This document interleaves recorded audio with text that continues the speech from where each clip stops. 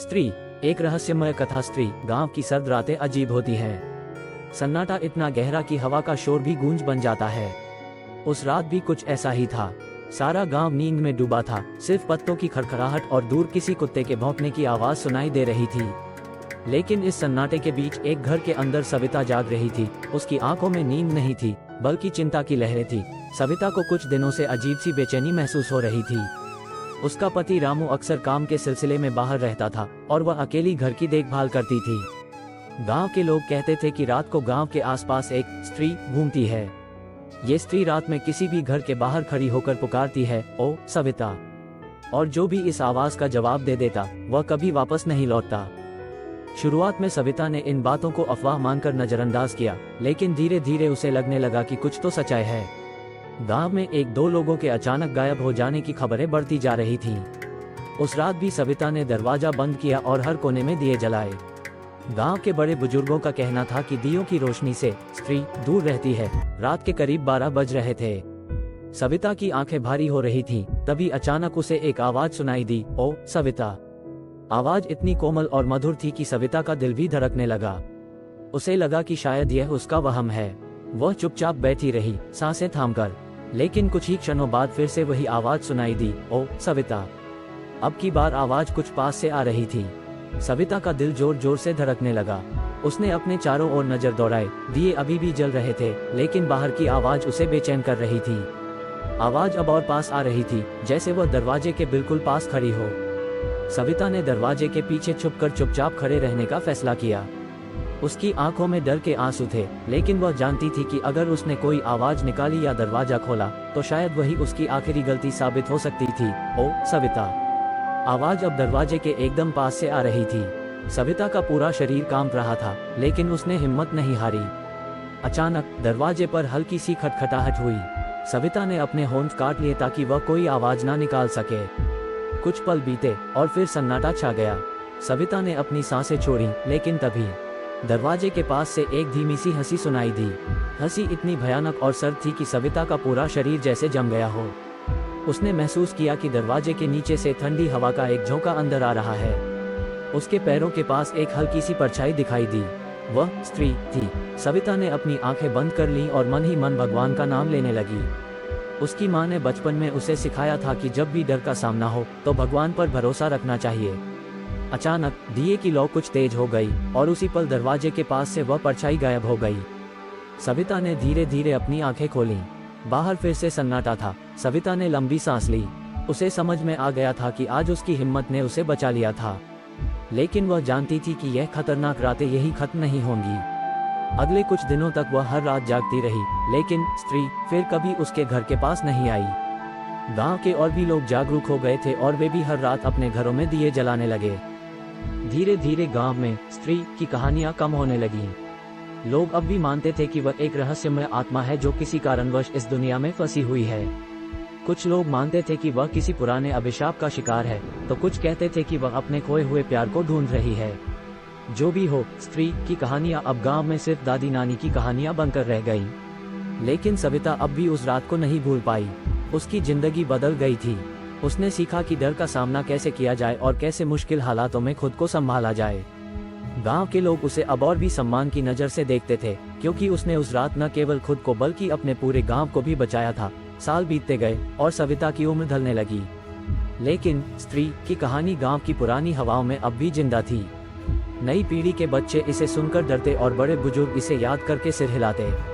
सविता अब बूढ़ी हो चली थी, लेकिन उसके चेहरे पर अब भी एक अजीब सी चमक थी। वह जानती थी कि जिस रहस्य का उसने सामना किया था वह कोई साधारण चीज नहीं थी। सविता की जिंदगी जैसे फिर से पटरी पर लौट आई थी, लेकिन हर रात के सन्नाटे में उसे अब भी स्त्री की परछाइयां महसूस होती थीं। वह समझ चुकी थी कि स्त्री की उपस्थिति गांव के हर घर में एक अनकहा डर बनकर छिपी हुई थी। भले ही लोग अब उसे अफवाह मानकर हंसी में टाल देते थे, लेकिन कुछ तो ऐसा था जो सविता के दिल को बेचैन किए रखता था। उस रात भी सविता अपने घर के आंगन में बैठी थी। दूर से किसी रात के पक्षी की आवाज आ रही थी। हवा में हल्की सी ठंडक थी।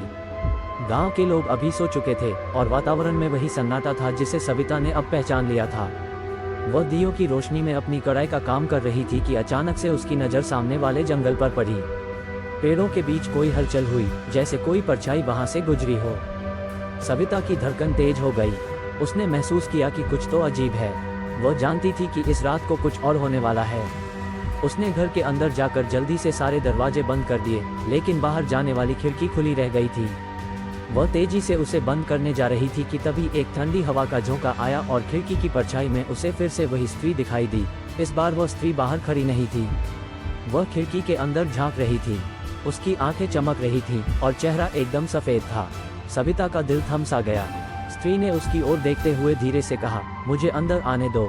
सविता के होंठ कांपने लगे। उसकी आंखों में आंसू भर आए, लेकिन वह हिम्मत नहीं हारना चाहती थी। उसने भगवान का नाम लिया और खुद को संभालते हुए जोर से खिड़की को बंद कर दिया। जैसे ही उसने खिड़की बंद की, एक तेज आवाज के साथ सारी खिड़कियां और दरवाजे जोर जोर से हिलने लगे। सविता ने सोचा कि यह रात शायद उसकी आखिरी रात हो सकती है। स्त्री की आवाज अब और तीव्र हो गई थी। वह बार बार सविता का नाम ले रही थी, लेकिन सविता ने कोई प्रतिक्रिया नहीं दी। उसने घर के हर कोने में रखे दियों को और तेज कर दिया और भगवान की पूजा करने लगी।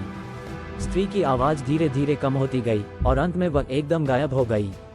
चारों ओर फिर से सन्नाटा छा गया। सुबह होने पर सविता को कुछ समझ नहीं आया कि वह रात की घटना हकीकत थी या फिर कोई बुरा सपना।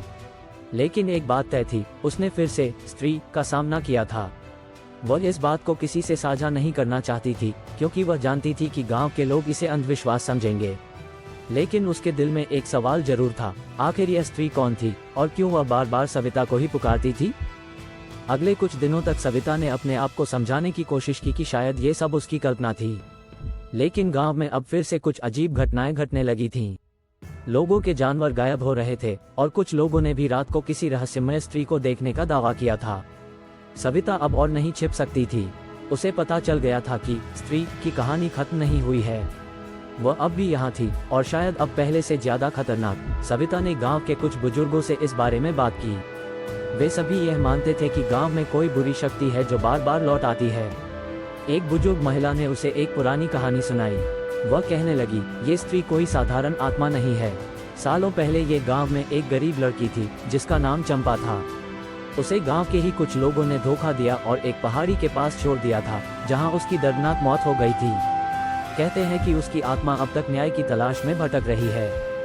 सविता को समझ में आ गया कि यह स्त्री कोई और नहीं बल्कि चंपा ही है, जो न्याय की खोज में अब भी यहाँ फंसी हुई है। उसने ठान लिया कि वह इस रहस्य का समाधान करेगी ताकि चंपा की आत्मा को शांति मिल सके। Blank and underscore and blank 5। Savita ने गांव के पुजारी और कुछ अन्य लोगों से सलाह ली। उन्होंने उसे एक यज्ञ करने की सलाह दी जिससे उस आत्मा को मुक्ति मिल सके।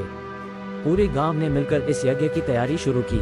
सविता ने चंपा की कहानी के बारे में और जानकारी इकट्ठा की और उसके परिवार के बारे में भी पूछताछ की। पता चला कि चंपा के परिवार के लोग अब इस गांव में नहीं थे, लेकिन उसकी दर्दनाक मौत की कहानी अब भी लोगों की यादों में जिंदा थी।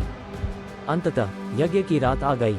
गांव के सभी लोग इकट्ठे हुए और सविता भी पूरी श्रद्धा के साथ इस यज्ञ में शामिल हुई। यज्ञ के दौरान अचानक एक तेज हवा का झोंका आया और गांव के मंदिर के पास एक स्त्री की परछाई दिखाई दी। सभी लोग डर गए, लेकिन पुजारी ने उन्हें शांत रहने को कहा। सविता ने साहस जुटाते हुए उस परछाई की ओर देखा। यह वही स्त्री थी, चंपा। सविता ने अपनी आंखें बंद कर ली और मन ही मन चंपा की आत्मा से प्रार्थना की। उसने कहा, चंपा, तुम्हारा दुख मैंने महसूस किया है। अगर तुम मुझे सुन सकती हो तो जान लो कि मैं तुम्हें न्याय दिलाने के लिए हर संभव कोशिश करूंगी। लेकिन तुम्हारी आत्मा को अब शांति चाहिए। तुम इस गांव को छोड़कर शांति से जा सकती हो। कुछ क्षणों तक माहौल में सन्नाटा था। फिर धीरे धीरे चंपा की परछाई धुंधली हो गई और अंततः गायब हो गई। हवा शांत हो गई और यज्ञ की अग्नि धीरे धीरे ठंडी हो गई।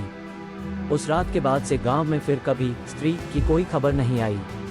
लोगों ने राहत की सांस ली और यज्ञ के प्रभाव से चंपा की आत्मा को मुक्ति मिल गई थी।